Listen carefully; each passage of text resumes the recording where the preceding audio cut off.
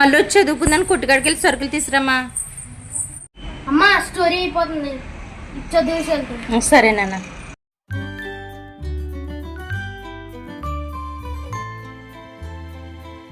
ఏ సరుకులు తేవాలమ్మా? బెల్లం, జీలకర్ర, ధనియాలు, గసగసాలు అన్నీ తీసుకురావాలమ్మా. కిరాణా అయిపోయింది. సరే అమ్మా వెళ్తాను.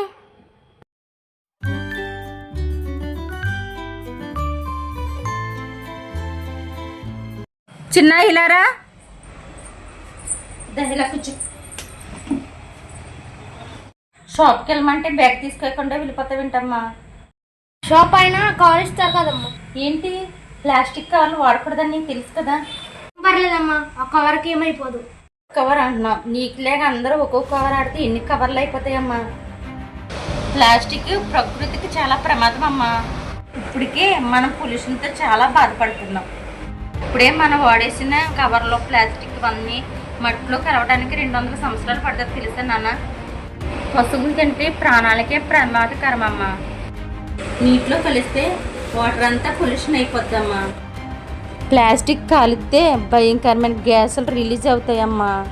ఆ గాలి పీలిస్తే ఆరోగ్యానికి హానికరమమ్మా. కవర్లు భూమి మీద ఒక పొరలా ఏర్పడి భూమి లోపలికి వాటర్ వెళ్లకుండా అడ్డుపడతాయి. చిక్కువల్ల ఎన్ని నష్టాలు ఉన్నాయని నాకు ఇప్పుడు తెలియదమ్మా. ఇప్పటి నుంచి ఎప్పుడైనా మార్కెట్ వెళ్ళినప్పుడు చేతి సెన్స్ అట్టుకెళ్తాను. సరే నాన్న, అందరూ నీకులా బాధ్యతగా ఉంటే మనకు అసలు పొల్యూషనే ఉండదు.